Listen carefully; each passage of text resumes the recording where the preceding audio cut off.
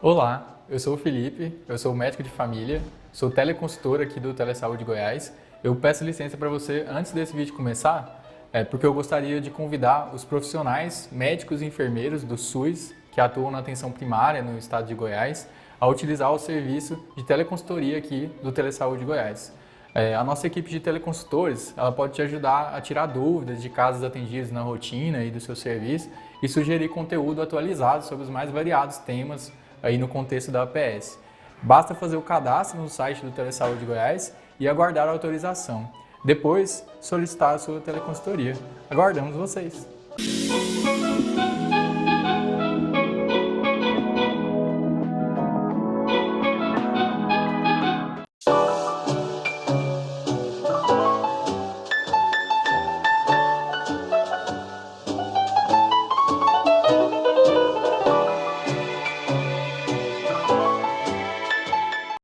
Olá, pessoal, bom dia.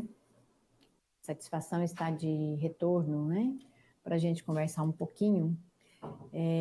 Eu queria ter falado sobre a enfermagem no mês passado, né? Onde nós temos 3 datas comemorativas em homenagem a esse profissional tão requisitado, tão necessário e ultimamente pouco valorizado, né?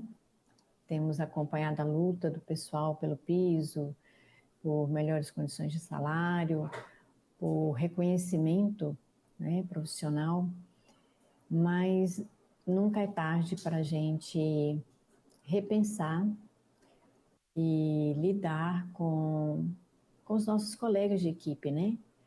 Eu aprendi a admirar e a gostar muito do pessoal da enfermagem, porque a gente está sempre próximo, né? Quando nós trabalhamos no PSF, NASF, né? Hoje, trabalhando com a saúde do trabalhador, eu tenho muito contato com os enfermeiros do trabalho. Então, a gente aprende a respeitar, né, tecnicamente, e a gostar de muitas pessoas que têm uma facilidade em trabalhar em equipe. E pensando nisso, né, e no quanto nós estamos preocupados com o autocuidado, ter um tempinho para se cuidar, eu trago novamente para a gente pensar na enfermagem, que é um exímio cuidador, mas muitas vezes ele esquece de si.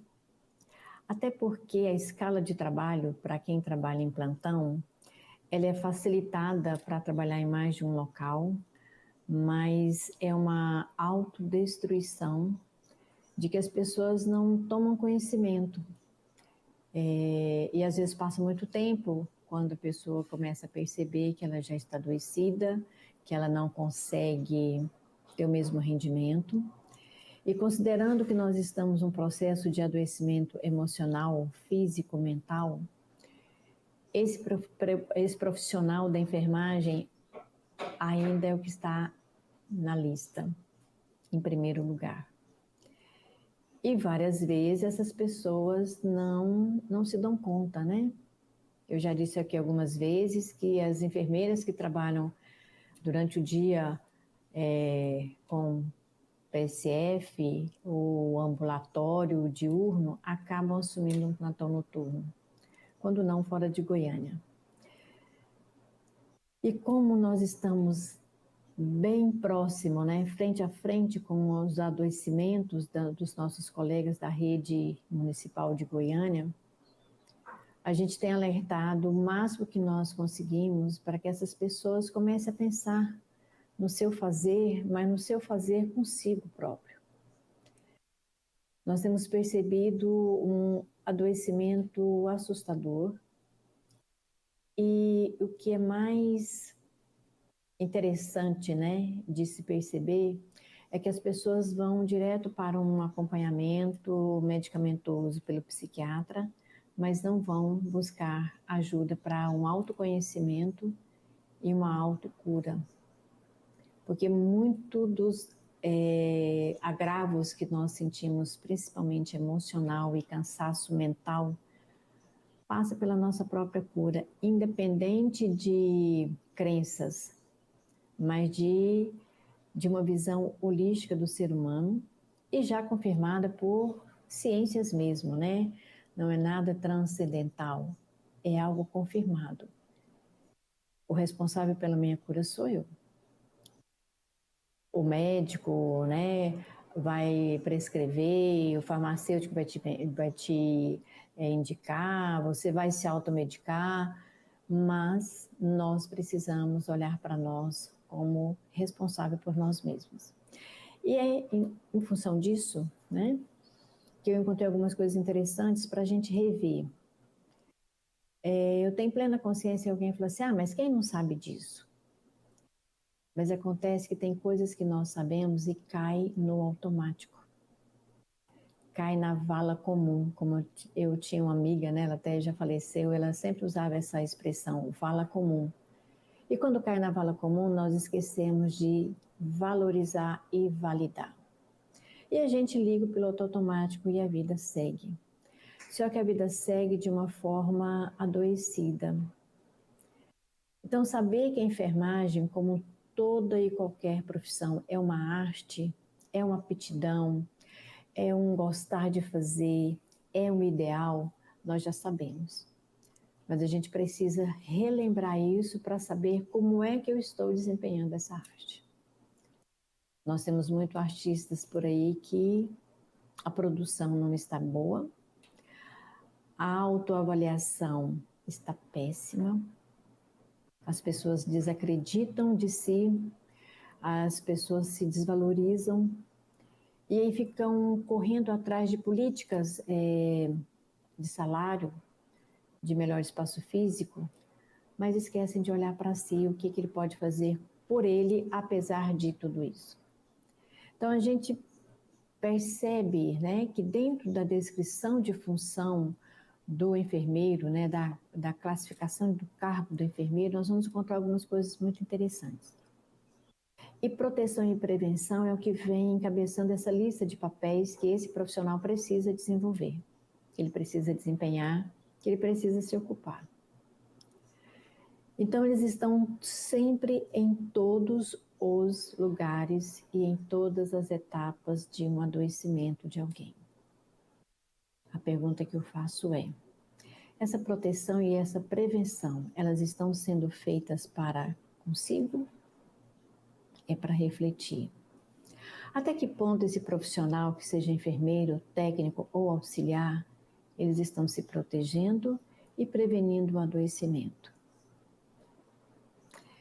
Do meu olhar de psicóloga, hoje lotada e trabalhando com o adoecimento do servidor público municipal, eu respondo sem pestanejar, sem nem titubear. Não estão. Então é preciso a gente desenvolver um alto carinho, um alto amor, para que a gente dê conta de algumas coisas que fazem parte do nosso trabalho. E em particular nesse momento, né, na nossa reflexão, o enfermeiro. Porque ele é responsável por uma coordenação e uma supervisão. Supervisão do técnico de enfermagem, do auxiliar de enfermagem, de um bloco, de um ambulatório, de uma equipe de PSF, né? A Estratégia da Saúde da Família, que cada dia está sendo modificada nas suas políticas e diretrizes, e exige muito mais do servidor.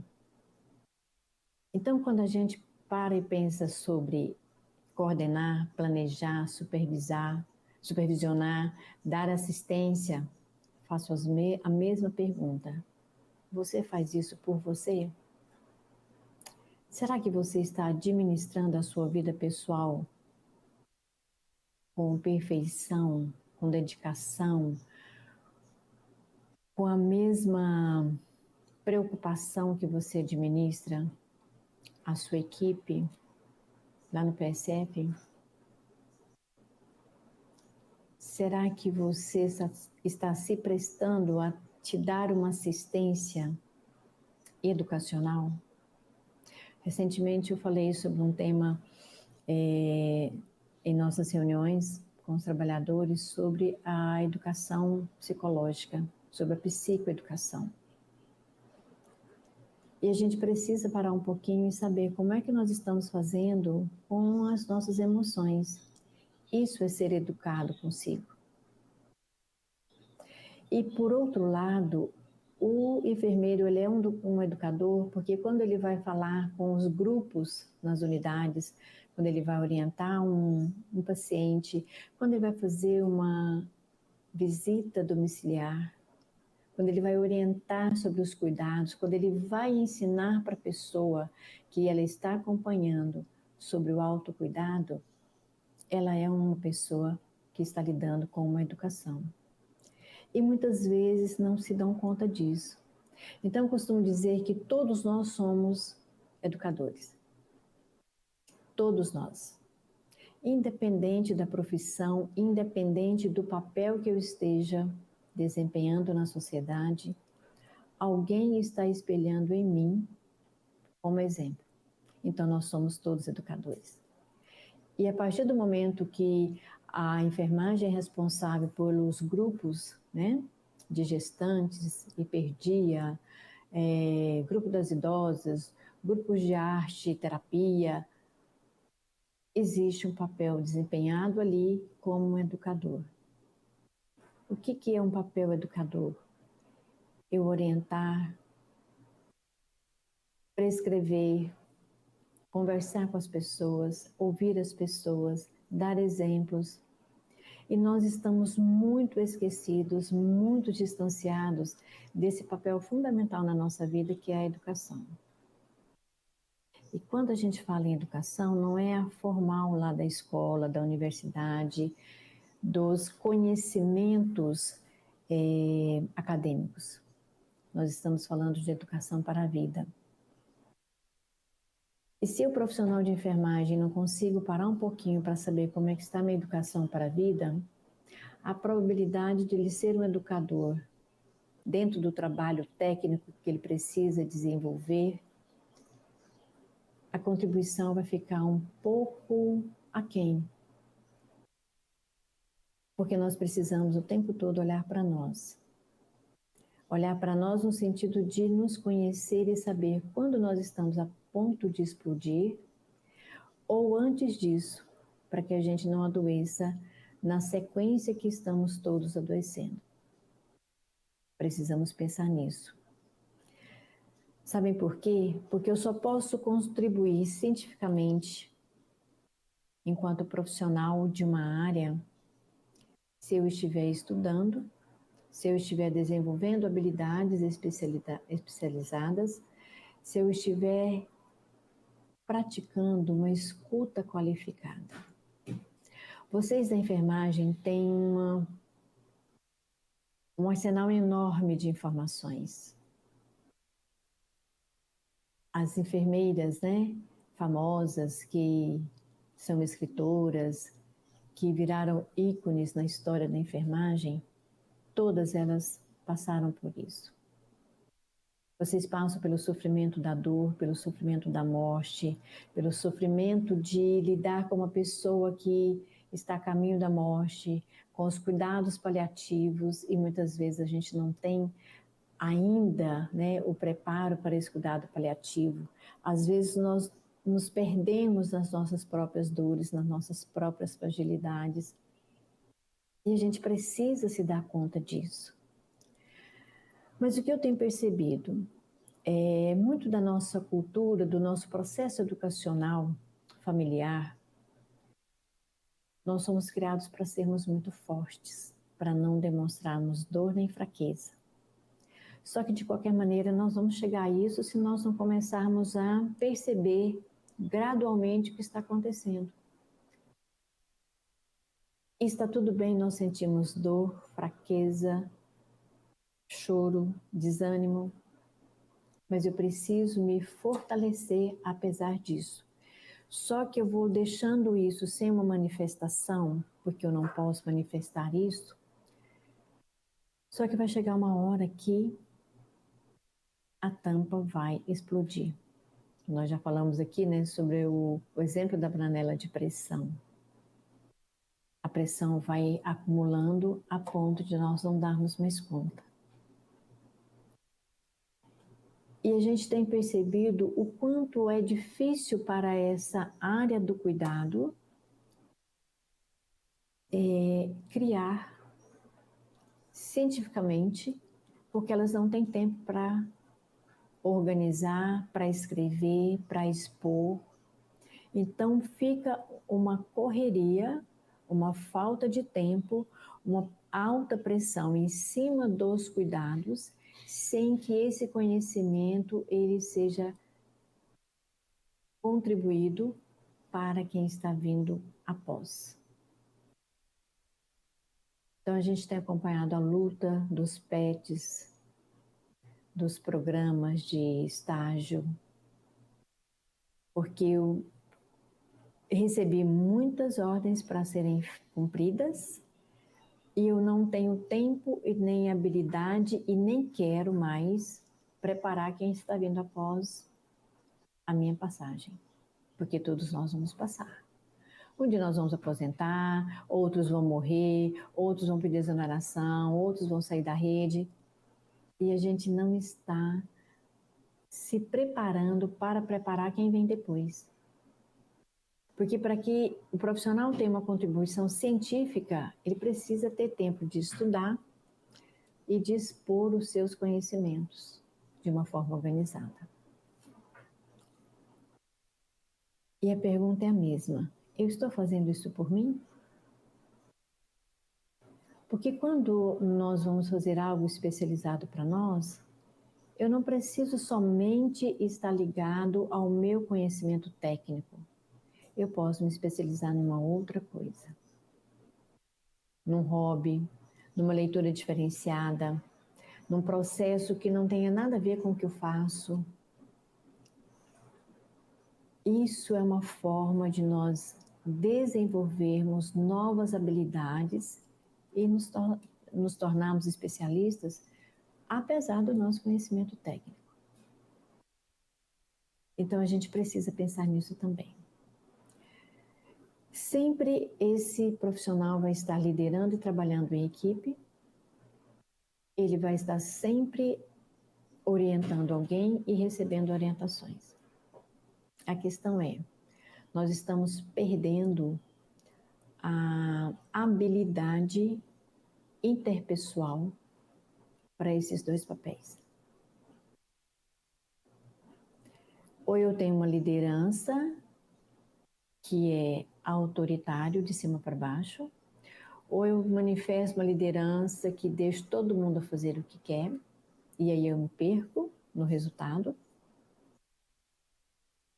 E se nós vamos perdendo as habilidades interpessoais, as nossas relações sociais ficam empobrecidas, adoecidas, e o trabalho em equipe sofre a consequência. E como resultado, nós vamos ter um usuário insatisfeito, infeliz e sem o mínimo de atenção na sua precariedade, no seu agravo à saúde. E a pergunta é a mesma: eu estou sabendo me liderar? Como é que está minha autoliderança? Aliás, como é que eu me lidero? Eu gostaria de deixar essa pergunta para uma reflexão. Dificilmente nós fazemos isso, ou quase nunca, porque nós entendemos, né, com os conhecimentos mais antigos e com a nossa formação anterior, que a liderança eu preciso mandar em alguém, eu preciso cobrar resultado de alguém, eu preciso que alguém faça o que eu quero que eu faça porque eu estou mandando. Mas a gente tem percebido que com a mudança dos valores pessoais, interpessoais, movimento tecnológico, algumas coisas nós precisamos repensar. Porque senão nós vamos ter resultados insatisfatórios, tanto pelo lado quanto pelo outro. Então a gente precisa entender o que é que eu estou fazendo com a minha vida, pessoal e profissional. Porque nós precisamos das duas. nós não nos dividimos e falamos assim, metade do lado esquerdo é pessoal e a outra metade do lado direito é profissional. Ainda bem que nós estamos juntos, as duas partes se complementam e nós precisamos nos perguntar, como é que eu estou me liderando? Como é que eu me lidero? Como é que eu olho para mim e vejo os meus limites, a minha capacidade de desenvolver novas habilidades? Ou eu só percebo que eu sou muito bom profissionalmente se eu consigo trabalhar em 3 lugares? Ou 4 se eu não sobrar um tempinho no final de semana. Aí a liderança da sua família você perde totalmente. A liderança da sua vida interna no lar, ela não existe positivamente. Então nós vamos ter famílias desestruturadas, ou melhor, estruturadas na sua forma de ser, mas com mínimo de qualidade na convivência, com uma desarmonia cada vez maior e mais gritante, aí adoecem todos da família, começando pelas crianças. Ah, mas eu moro só. Ok, mas você não vive só. Você pode até morar só, não ter filhos, não ter companheiro, mas quando você sai da sua casa, você está interagindo inicialmente com você e depois com o resto do povo que você vai encontrando pela frente. Trânsito, trabalho, shopping, supermercado. Nós somos um ser social. Não adianta a gente fugir disso. E se mesmo eu estando sozinha, a minha liderança e meu trabalho comigo não está sendo bom, eu não tenho outra forma de responder para o meio ambiente se não for do jeito que eu sou. E aí, o que acontece? Nós vamos sempre procurar um terceiro que seja responsabilizado pela nossa desarmonia interna, pelo nosso adoecimento. Ah, não, mas o meu chefe poderia me entender. Ah, não, mas o RH poderia fazer isso para mim. Ah, mas a equipe... Então, a gente está sempre procurando algo fora de nós que seja somente o responsável por isso. O externo é responsabilizado? Sim, mas nós também somos. Nós fazemos parte desse grupo, nós fazemos parte dessa equipe, nós fazemos parte dessa sociedade. Então, onde nós estivermos, nós estamos contribuindo, bem ou mal, para algo acontecer. Isso é autoconhecimento, isso é autopercepção, isso é eu entender como é que eu estou reagindo. Então, a gente precisa lembrar que não é só o outro que é responsável pelas mazelas que estão acontecendo comigo. Eu encabeço a lista, aí depois vêm os outros.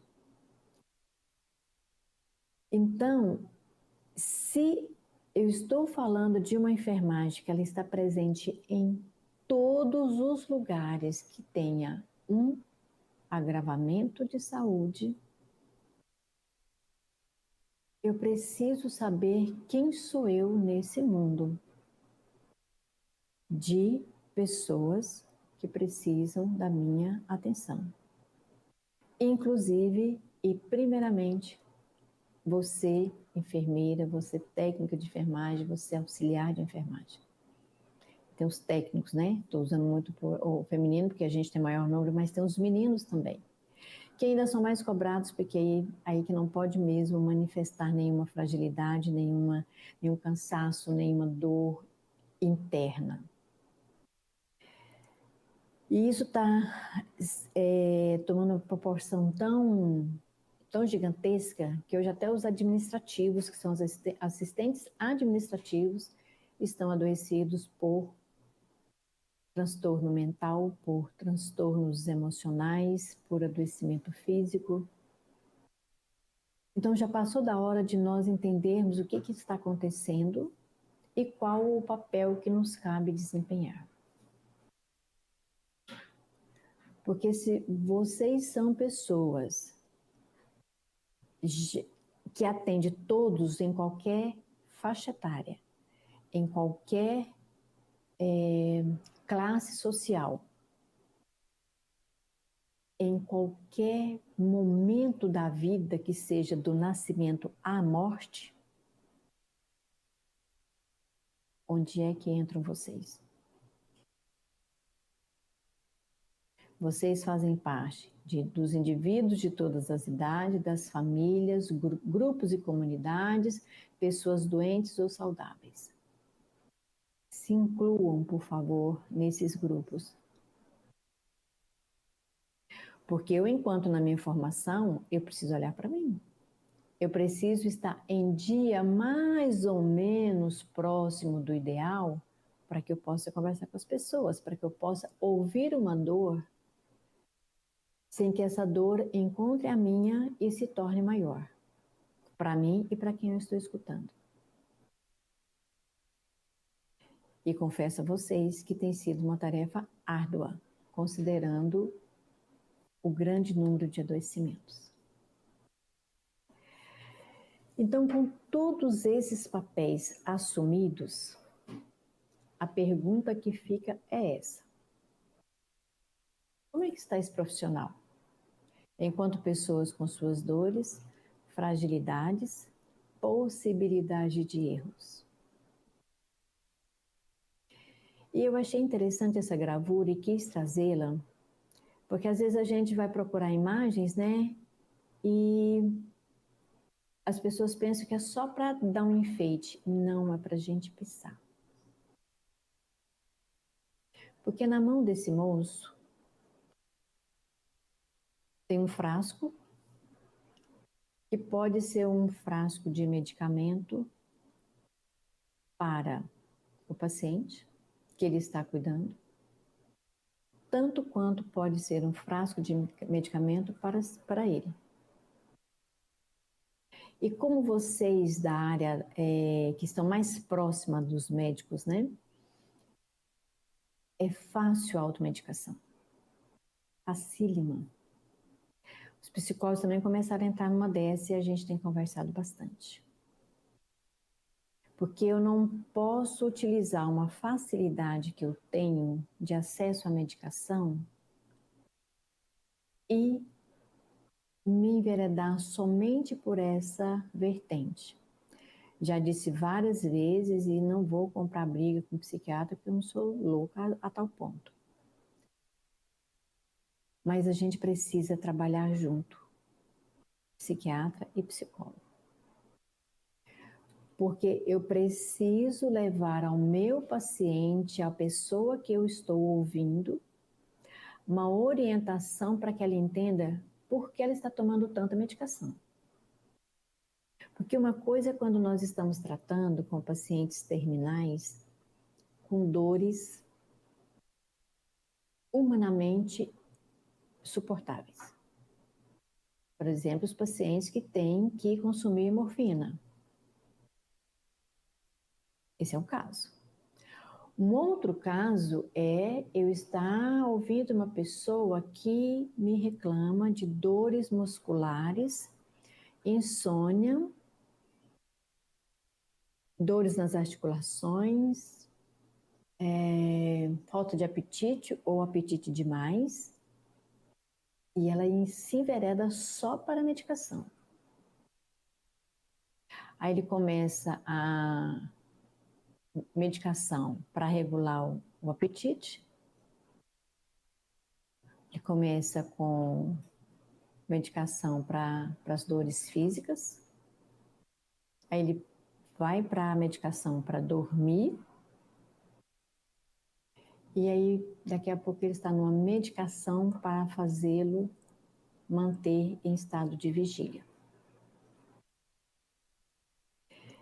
Em qual desses momentos, antes de entrar na medicação ou começou a medicação, ele procurou uma orientação técnica especializada para saber o que está acontecendo?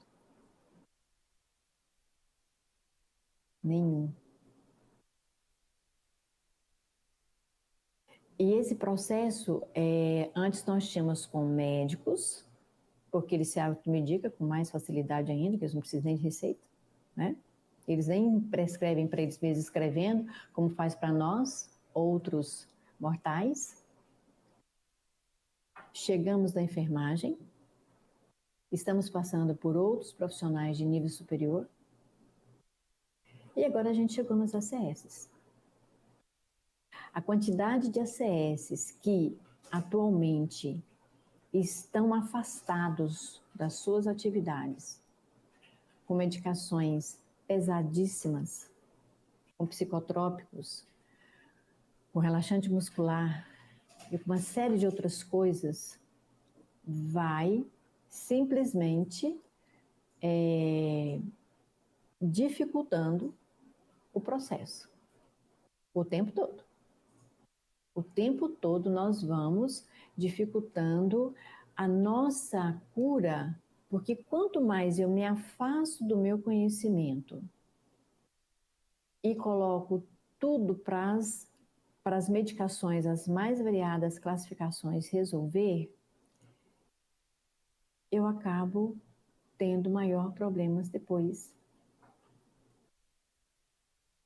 Então, hoje nós vemos muitas pessoas da área técnica e da enfermagem se afastando com medicações pesadas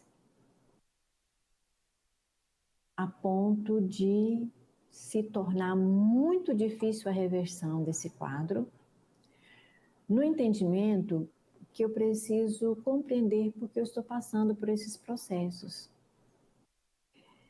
E o profissional que vai te ajudar a entender esses processos de dores, de insônia, de angústia, de ansiedade, é um bom psiquiatra que ouve e conversa, não só prescreve medicação, e o profissional da psicologia.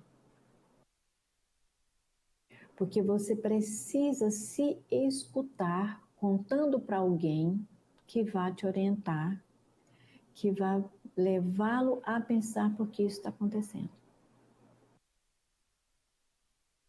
Então, as pessoas estão se afastando do trabalho, mas não estão procurando melhorias nesse período afastado do trabalho. Ok, eu peguei um atestado de 120 dias, são 4 meses. O que eu vou fazer nesses 4 meses? Eu tenho que investir numa atividade física que me dê prazer, que me dê, né, mobilidade, que modifique a minha respiração, que melhore o meu estar no mundo. Eu vou procurar um profissional que me oriente com relação aos efeitos da medicação, porque qual a primeira coisa que acontece quando nós tomamos um psicotrópico? Nós temos um decréscimo de vigília, nós temos um decréscimo de tônus muscular, nós temos um decréscimo de ânimo para fazer as coisas, então a gente entra no modo apático. Só que nesse modo apático é enquanto a medicação está fazendo seus primeiros efeitos. Mas eu preciso procurar uma ajuda técnica especializada para que eu saia desse processo e entenda por que é que eu estou assim. Porque senão eu começo a tomar outras medicações para me tirar desse estado que eu me tornei. E daqui a pouco eu não saio mais. E aí eu não sei quais são as minhas dores, as minhas fragilidades, as minhas possibilidades de erro. Eu entro num processo de inutilidade.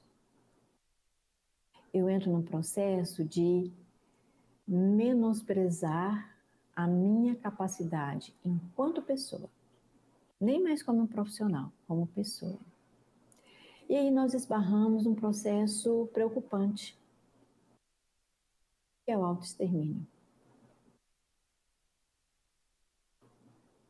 Então a gente precisa lembrar qual é o meu papel nesta sociedade. Qual é o meu papel para mim? Como é que eu me vejo para mim? É como se nós olhássemos para um espelho ou imaginássemos que nós estivéssemos sentados frente a nós. esse é um exercício tão difícil de fazer, porque ninguém quer sentar de frente para si mesmo. É doloroso, é difícil, mas ele é tão necessário, porque nós vamos descobrir, inclusive, as qualidades que nós temos, os pontos fortes que nós temos, que a gente não se dava conta. Então, quando nós vamos sentar de frente para nós, não é só para ver o que é ruim. Ai, por que eu tô assim? Nossa, por que eu fiquei tão ruim de repente? Ai, por que eu não gosto mais de trabalhar? Por que eu não gosto de trabalhar? Não. Comece a procurar o que é que você tem de bom.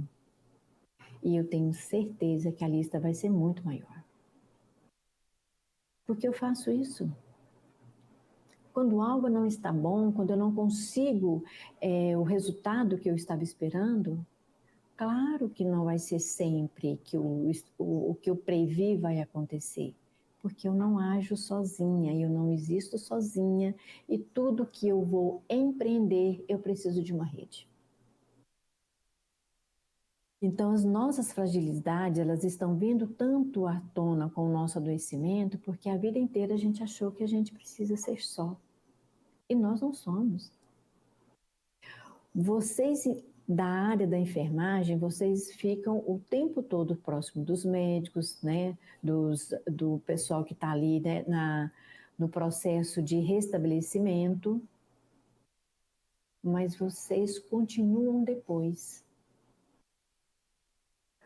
Quando alguns vão embora, vocês estão lá. E precisa haver um alto amor nesse fazer, nesse permanecer. E lembrar que todos nós somos passíveis de erros. Nós só não podemos ir para o extremo. Ah, eu errei, quem não erra? Tá, eu errei por quê? O que eu posso fazer para não acontecer de novo? Que ajuda eu preciso? Eu preciso de ajuda técnica, de novos conhecimentos? Eu preciso de alguém mais balizado nesse fazer do que eu? Toda essa pergunta a gente precisa fazer. Quando eu tenho dúvida num caso, é claro que eu vou perguntar para as minhas colegas. A gente discute muito, né? A gente fala discussão de caso. Porque nós temos alguns colegas que nós vamos ter que discutir entre 2, 3 psicólogos para ver como é que nós vamos lidar. E muitas vezes, né? Acabei lembrando de uma situação interessante. Muitas vezes nós estamos cuidando dos nossos colegas. Aí mais um motivo que a gente acha que a gente não pode demonstrar que não sabe de tudo. E nós não sabemos de tudo.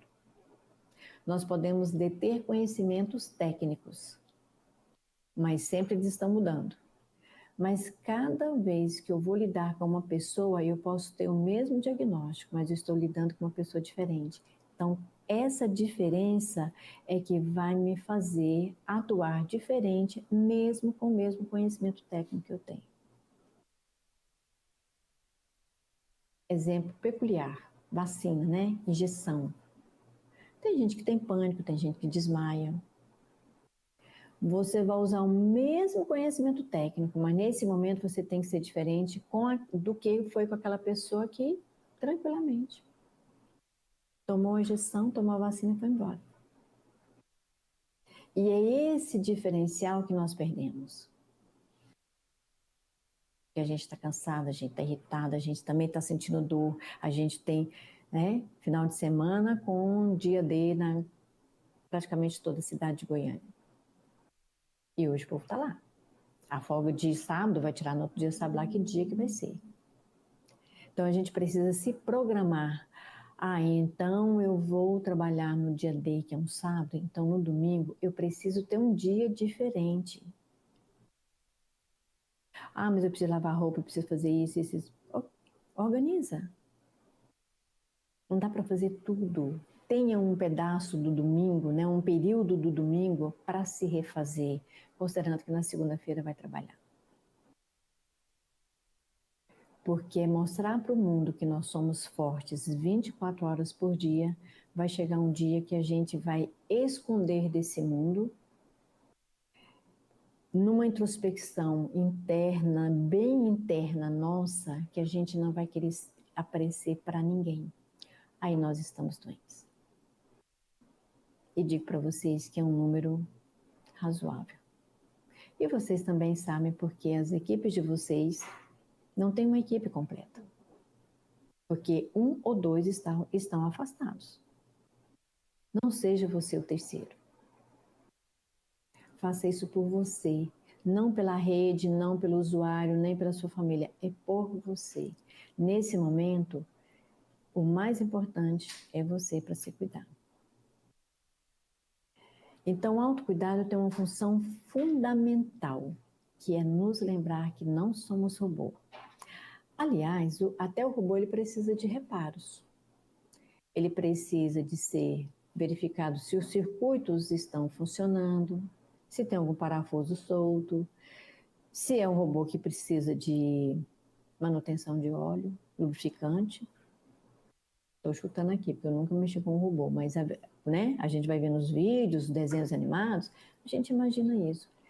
Até o metal, o metálico, ele precisa de manutenção. Qual que é a função da porta de um local? Abrir e fechar. Se você não fizer uma manutenção nas dobradiças e na fechadura, uma hora ela vai parar de funcionar. Ela vai parar de fazer o papel que ela tem que fazer, que é abrir e fechar. O carro. Se você não fizer a revisão do carro de tanto em tanto tempo, previsto lá, prescrito pelo fabricante, ele vai parar e vai deixar você na rua. Aí o que você faz? Desce do carro xingando, chutando a roda, brigando com o motorista que buzinou porque você parou fora do lugar porque o carro simplesmente parou. E aí, de quem é a culpa? Do motorista que buzinou, do carro que não presta, do mecânico, do não sei do que, do fabricante. Para um pouquinho, respira, pega o documento do carro, e lá o manual e veja quanto tempo que você fez a última revisão. E se responda, quem é o responsável, o único responsável pelo carro ter parado? E assim somos nós. Se nós não dormimos corretamente, se a gente não alimenta corretamente, se a gente não desaprende a respirar, se a gente desaprende a parar, a gente vai parar uma hora obrigatoriamente. Eu estou acompanhando uma pessoa que agora ela tem vergonha de voltar para a equipe, do quanto ela está afastada. E aí vamos nós orientá-la, procurar um profissional que a acolha, que oriente, para ela ir modificando esse jeito de olhar para si. Porque a gente precisa introduzir na nossa rotina pessoal o mesmo cuidado que nós dispensamos para o nosso usuário, para o nosso paciente. O mesmo. Eu preciso de psicoterapia, eu preciso de uma supervisão, um caso mais complicado, eu tenho que discutir com outros colegas, eu tenho que ver com outro profissional, que seja o médico do trabalho, que seja o enfermeiro do trabalho, o técnico de segurança.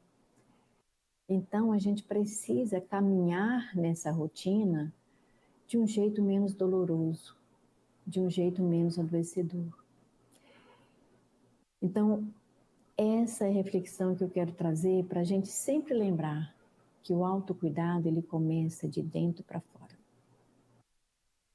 Eu posso arrumar o cabelo, as unhas, fazer massagem, até que a massagem já é um cuidado mais interno. Mas eu posso me preparar fisicamente, externamente, mas eu preciso estar com o meu coração, as minhas vísceras funcionando 100%. Isso inclui estômago, fígado, rins, pâncreas, que é esse conjunto de vísceras que a gente só dá importância quando começa a passar mal, que nos mantém vivo, que nos mantém bem. E quando algum deles começa a ficar ruim, além da questão física, tem a questão emocional. Porque se as minhas emoções não estão bem, elas vão procurar um jeito de se comunicar fisicamente. E é por aí que começa, pelo nosso corpo.